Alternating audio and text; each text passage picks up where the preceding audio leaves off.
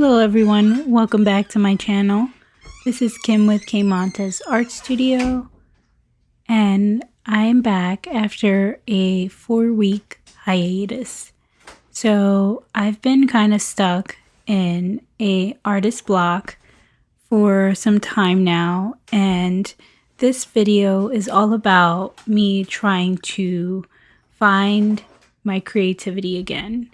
So I decided to kind of clean up my studio, move some things around, try to get things in a spot that is inspiring and motivating. So I really can kind of get back into painting. It's been a tough couple weeks. So my go-to when I'm in a deep artist block is moving things around in my room. So I was playing around with moving some of my paintings.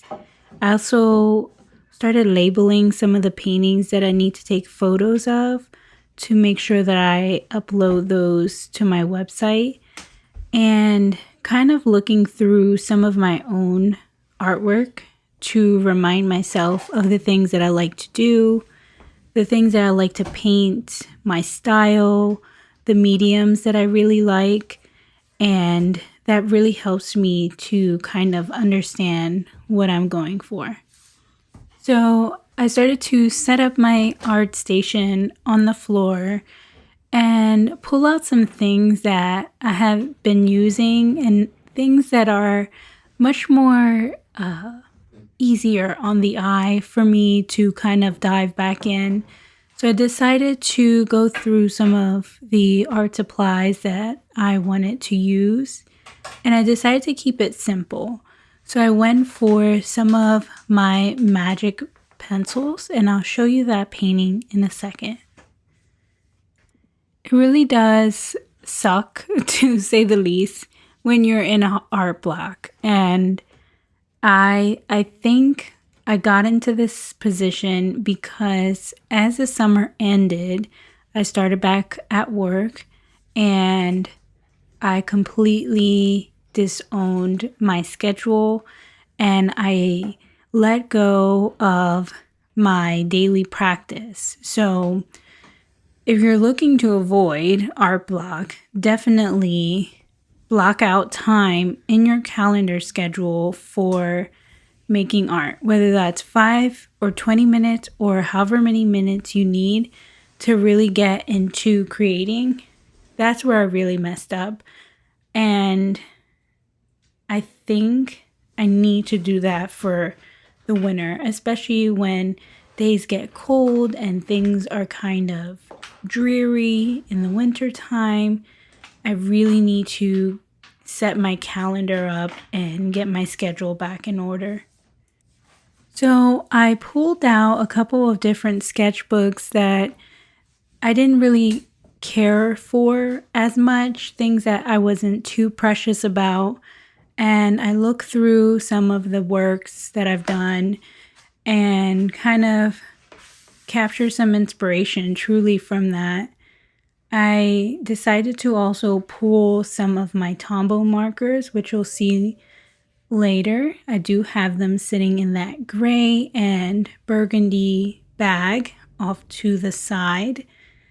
I also brought in a couple of water pens or water brushes, and I just had a couple extra things around to help me be inspired. Okay, so before we jump into the artwork, let's jump into the toy of the day. So I thought these toys were fitting for the mood that I was in when I was in my art block. So I got a Wednesday doll, very moody and kind of solitude feeling. I love her pose in this one particular figure, and I got this from Five Below. And I also got a mystery box from The Nightmare Before Christmas, one of my favorite movies, which is another kind of moody Tim Burton style film. So I love this little figure. Her head is plastic and her dress is like a metal, and she's nice and sturdy. Of course, she's added to my Death Buddy collection, and she was only $5. So the next toy is a mystery. I really wanted Sally because, I mean, who doesn't love Sally? So I got the ghost dog. I forget what his name is, but he was kind of cute. I guess I like him. I don't know.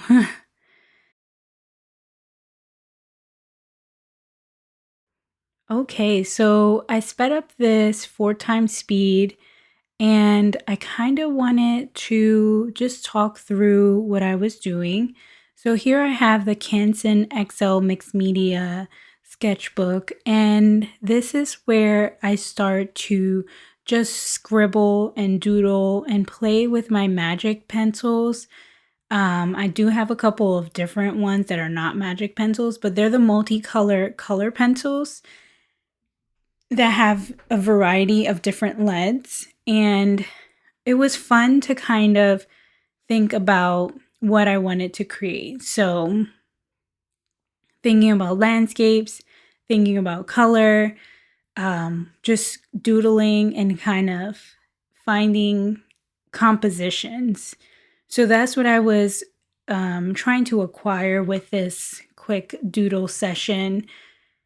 I think it worked. It worked for a little bit, and I felt good about these doodles. I will definitely revisit them for a potential future painting because I've been working on updating some of my work in on my website.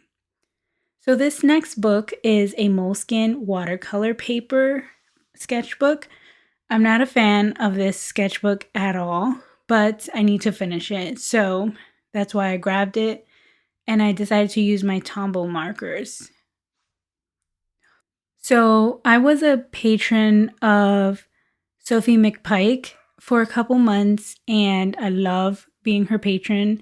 I definitely think I will sign up again. One of the activities that we did as patrons is using 3 colors with markers and just kind of creating a landscape using those 3 colors and thinking outside the box. So I came back to this activity and tried to capture 3 little thumbnails. And then I chose the one composition that I liked, which was the third one actually. I chose a new set of colors and I kind of recreated that in a different format. And then I did it again with 3 more colors. So I played around with a variety of colors. So it seems that I'm doing the first one in this situation. And I really enjoy this activity. So this one's a good one. I credit Sophie McPike for this activity. So grabbing 3 Tombow markers and just creating a landscape.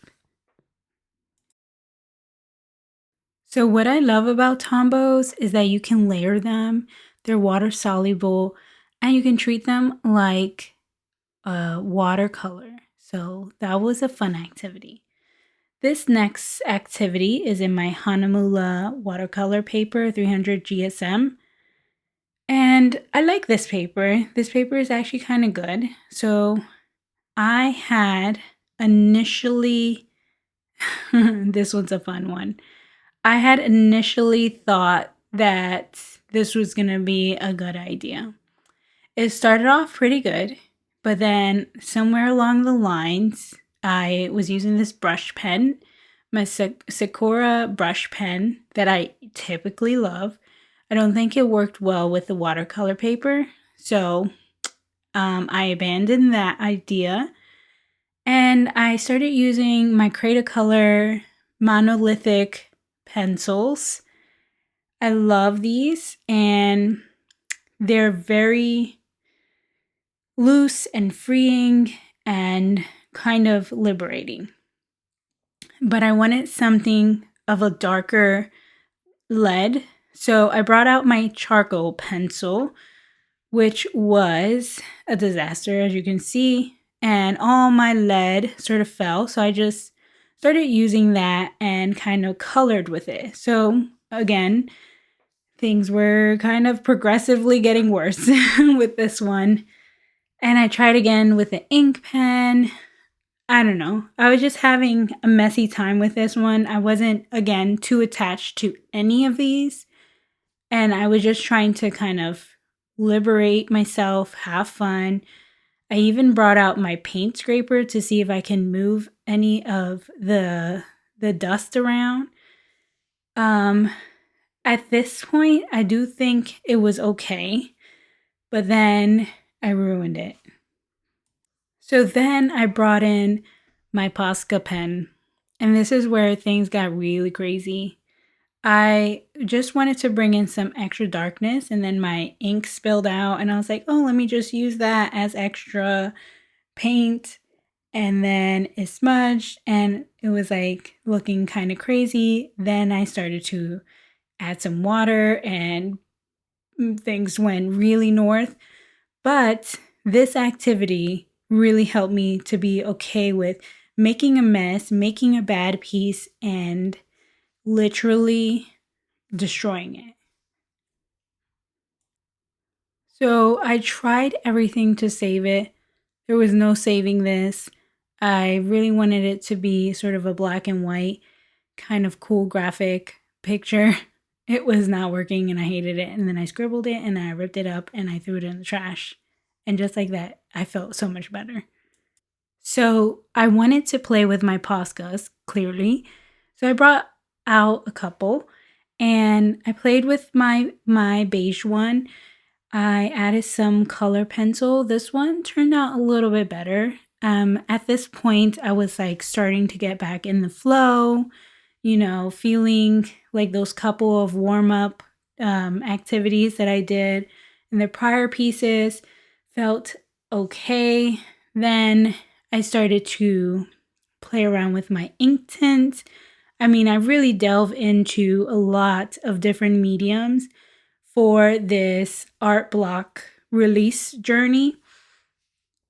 And I think that was probably the best idea that I could have done. Just bringing out as many mediums and just doing as many things, whether ugly, beautiful, or however they turn out, have fun with it. So here I'm playing with my ink tints, Caran d'Ache ink tints. Love these. And I'm just using my fingers, kind of watercoloring with finger painting style. And this time I decided to use sort of earth tones, which I do and I don't typically use these colors depending on how I'm feeling.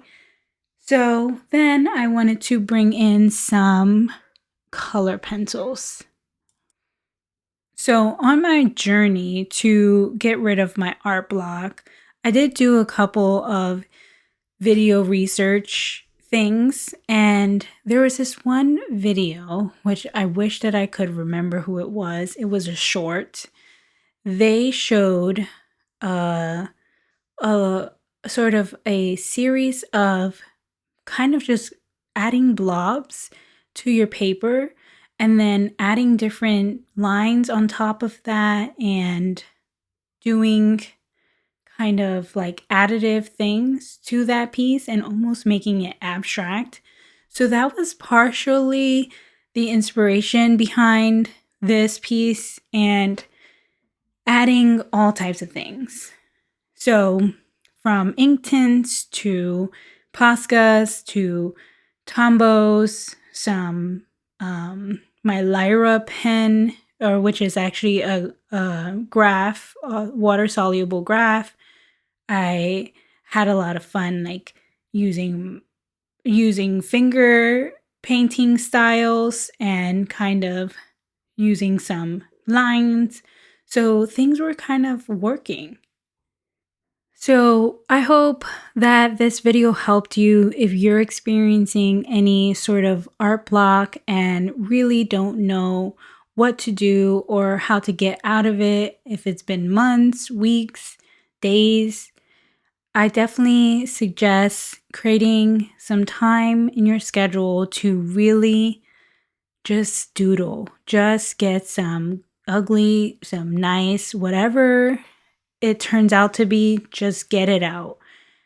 And I think you will eventually get out of this art block.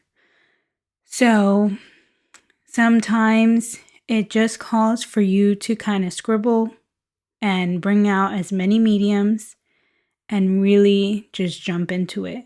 Grab some good paper, some bad paper, grab anything, pen, paper, pencil, all of it.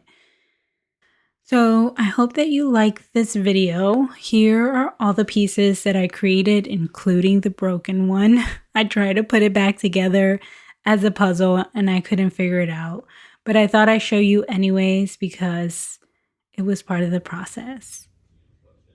So thank you for watching. Thank you for liking, subscribing. Welcome to all the new subscribers. I'm looking to reach 1,000 subscribers in 2025. So please help me share, like, and subscribe. And I will catch you in the next one.